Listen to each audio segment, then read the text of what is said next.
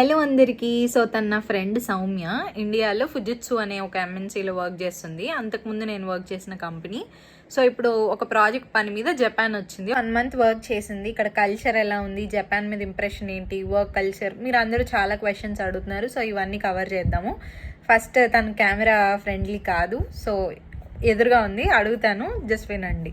So first question, అసలు Japan వచ్చిన వెంటనే ఒక 2 days ఉన్న తర్వాత నీకు ఇక్కడ కల్చర్ ఎలా అనిపించింది?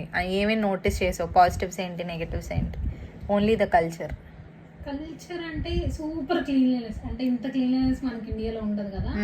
And on time everything. Train first of all trains punctuality on time ఉండే.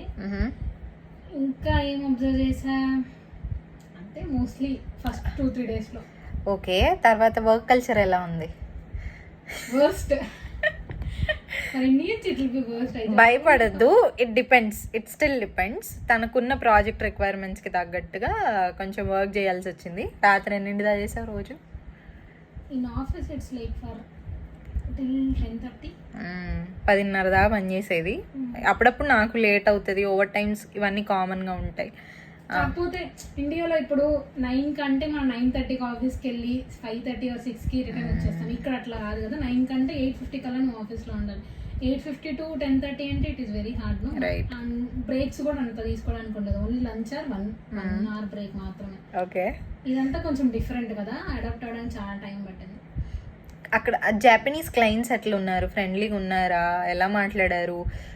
వర్క్ అయితే వర్క్లోనే ఉంటారా? ఏమన్నా హెల్ప్ చేస్తారా? అడిగితే కైండ్గా ఉంటారా? అంటే వాళ్ళ నేచర్ ఎలా ఉంది? వర్క్ కల్చర్ వరకు పర్ఫెక్ట్.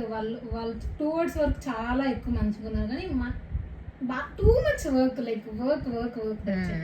వాళ్ళు ఎట్లా చెప్పాలి, మనం జస్ట్ వర్క్ ఎందుకు చేస్తాం, బ్రతకనీకి చేస్తాం. వీళ్ళు అట్లా కాదు, వర్క్ చేయనీకి బ్రతుకుతారు. అట్లా ఉన్నారు, టూ మచ్ వర్క్. యాక్చువల్ గా నేను వచ్చిన స్టార్టింగ్ ఆఫ్టర్ 1 week అనుకుంటా ఒక ఇష్యూ వచ్చింది.